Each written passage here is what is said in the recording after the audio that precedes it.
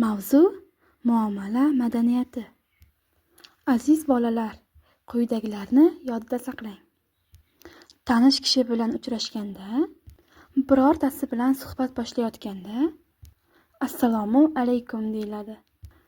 Shuningdek, gap boshlashdan avval ahvollaringiz yaxshimi, sog'misiz? Kirib kelgan odamga xush kelibsiz. Mehmon kelganda xush kelibsizlar, marhamat, kiring. Yordam bergan kishiga katta rahmat. Yaxshilik qilgan kishiga rahmat, ikki dunyo saodatiga erishing. Biron narsa bergan kishiga rahmat, sizga ko'paytirib bersin. Ovqat yeyotganda yoqimli ishtaha olinglar. Osh bo'lsin. Ovqat yeb bo'lgandan so'ng shukr, qornim to'ydi. Ovqat yeb bo'lgach, ovqat qilgan odamga katta rahmat, ovqatingiz shirin bo'libdi, deyiladi. Telefon qilinganda assalomu alaykum, qulog'im sizda, eshitaman. Xayrlashayotganda xayr, yaxshi qoling, yana uchrashguncha omon bo'ling, deyiladi. Biron ishni boshlagan kishiga sizga omad tilayman, deyiladi.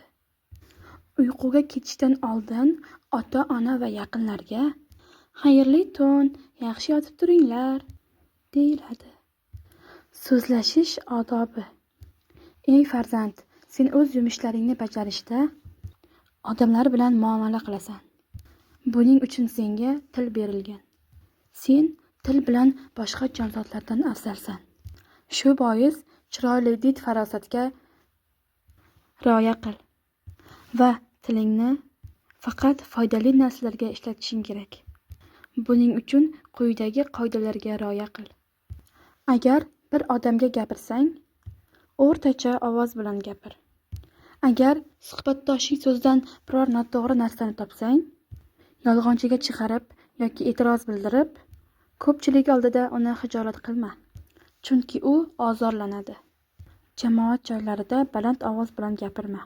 Kimdir senga do'stlashish taklifini bersa, hech qachon rad qilma. Chiroyli, oson, maqsadni aniq bildiruvchi so'zlarni tanla va odamlarga so'zingda malol yetmasligi uchun takror qilma. Shoshilmay gapir. Qo'ling va boshing bilan ko'p ishora qilma. O'zing haqingda va o'zingdagi fazilatlar haqida gapirma. Chunki odamlar o'zini maqtagan kishini yomon ko'radilar. Sergap bo'lma va faqat o'zing gapiraverma. Chunki suhbatdoshing senga javob qaytara olmasligi mumkin.